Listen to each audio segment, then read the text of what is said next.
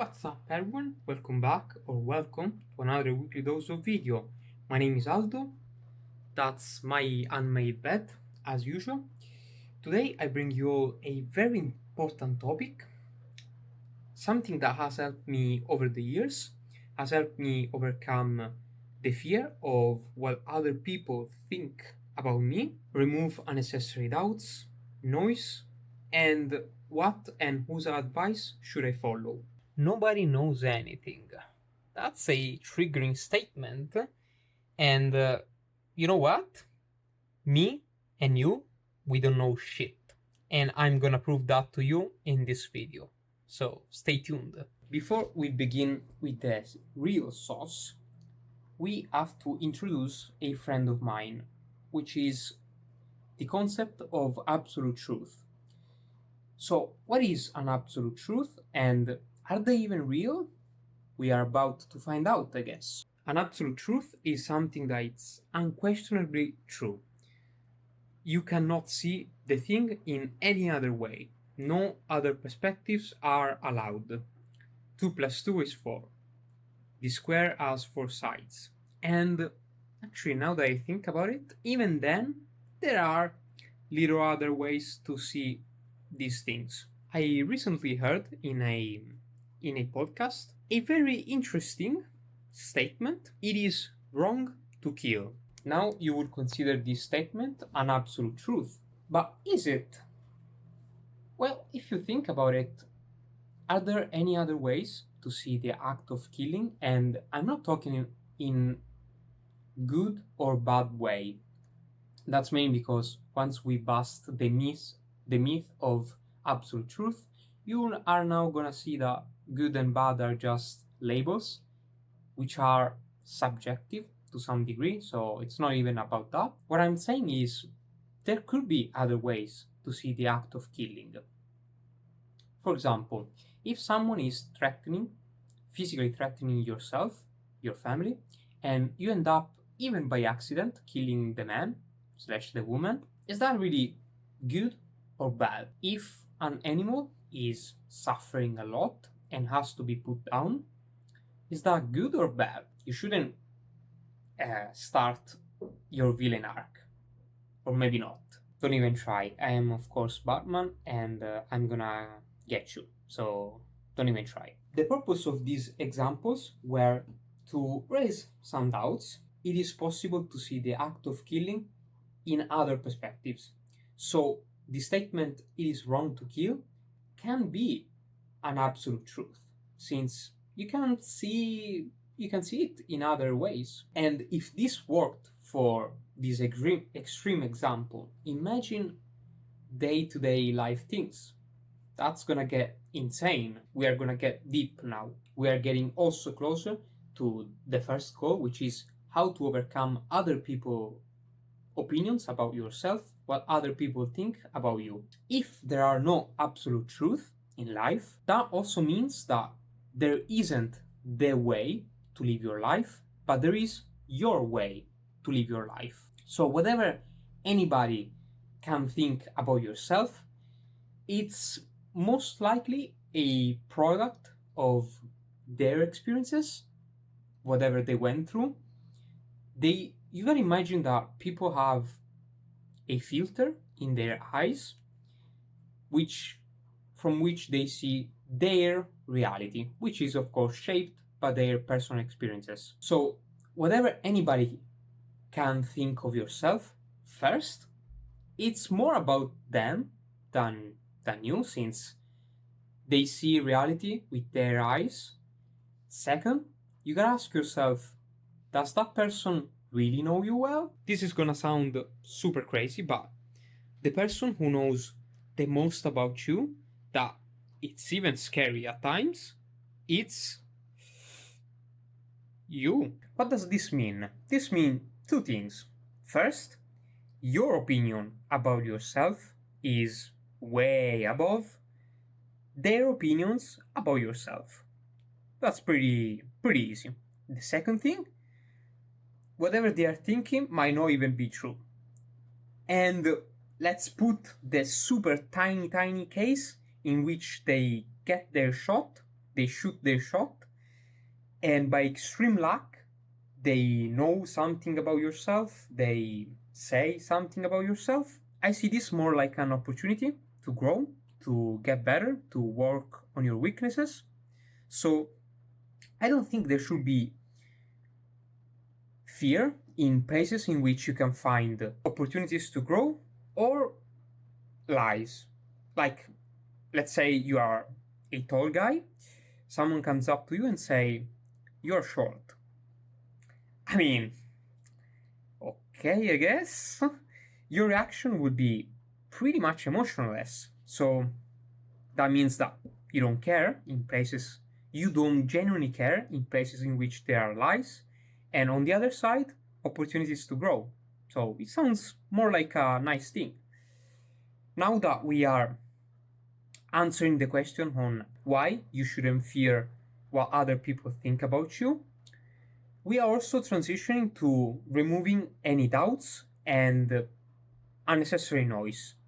I know we are on a daily basis bombarded by advice from parents, relatives, siblings, friends, and most of the times when it comes from someone close, like mostly parents, these sound more like mandatory things. For example, when your parents tell you you have to go to your university in order to succeed, seeing reality with their eyes, they went to university and they got successful. So that's the only way they know on how to get there. And since they care a lot about you, they want the same path for you. I know this is in most cases. I know there are some other cases in which, like the great Marcus Aurelius taught us, you are gonna meet nasty people in your life. And this can also happen to be someone close to you.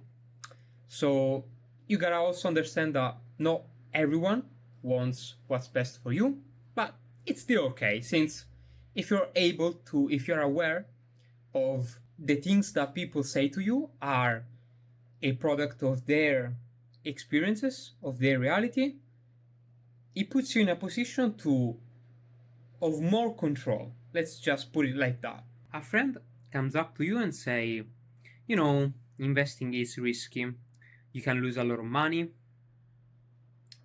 Tries to talk you out of your business idea.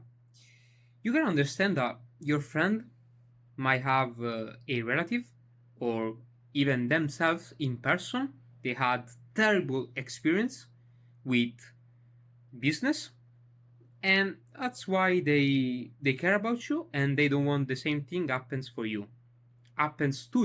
You can understand that their advice is genuine, but it comes from their reality and it's not the truth. There could be other ways to see business, to see investing. So even referring back to the beginning of the video, all of the things you know might not be and surely are not the absolute truth. So I think we are overcoming the fear of what other people think about us, about yourself. But now there is another problem. Oh man, another problem. Oh my god. Okay, Aldo, I am now thinking about all of the things I know. And what if someone else influenced me into believing something that it's not really true and it's not really useful to me? You should grow the habit of questioning yourself, your beliefs. Are they bringing some results? That's my most favorite way to go about beliefs, which is I question them, and I really like to have useful beliefs rather than true/right beliefs. And also, I love beliefs that bring results. Let's make two very opposite examples. First, there's this person that got to university, is studying for exams and so on. He pauses and realizes that He might be in university just because parents told him to go. His friends went there, so he kind of just followed his friends group. He realizes this and doesn't really know what to do. Then there is another person that skipped university because, there is this online movement actually started by Andrew Tate, or if I remember, it was even earlier than, even before than when he became when he became famous. But you know, there is this other person that skipped university since, if you go to university, you are not a sigma, I don't know, alpha male. You lose aura points if you go to university. I don't know, stupid shit, stupid shit like this. Anyway, he now realizes that he actually wanted to go to university. He wanted to pursue a career. The key point is here. Both realized this, and now their responsibility is to change their beliefs. So, the first, he might believe now that university is the only way. And that's, of course, not true, since there are millions of proofs of other people that didn't go to university and still got what they wanted. On the other hand, the other guy that realized that he made a mistake by not going to university, that guy again must analyze his beliefs again and realize that if you go to university, you can still make money, you can still get what you want, you can still pursue your dreams. Oh, this thing is gonna prove that our argument is going somewhere. We live in a society which is bombarded by information. Nowadays, it's super easy to get information, and that's also the reason why there are too many, and there are a lot of ways to get to the same place. Some people can tell you how to some steps on how to get successful, and then there could be another group of people that tell you the opposite things, and you're still gonna get there. They are still successful. Why? Because in life there are no absolute truth. There are a million ways to get to one place. There could be a million ways to get to one place, and this is gonna tie to our last point, which is what and whose advice should I follow? Well, the first most important thing is they have what you want, the life you want. The second, you like their methods, their approach in life, in things in general. And that's basically it. You gotta limit these people. I would say 2-3 people maximum. Follow their advice, stick to what they are doing, and you are gonna get there. It is still wise to follow a bit more people than more than one, since there could be an element of luck, more variables, and what worked for one person, there is still the little possibility that it might not work for you. They might not work for you, so that's why you gotta keep like 2-3 people, but still limit as much as possible. Lastly, why should you listen to me? Why should you subscribe to my channel? Well, I mainly speak from my reality, my personal experiences.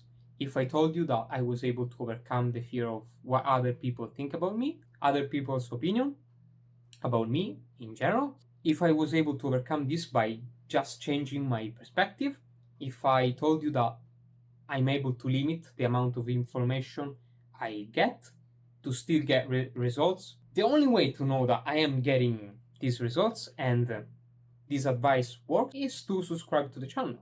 So this decision is now up to you. Well, hopefully the things I said will help you. Otherwise, I guess, I don't know, you shouldn't follow. Skip the video. I don't know. Hopefully I'll see you in the next one. Peace.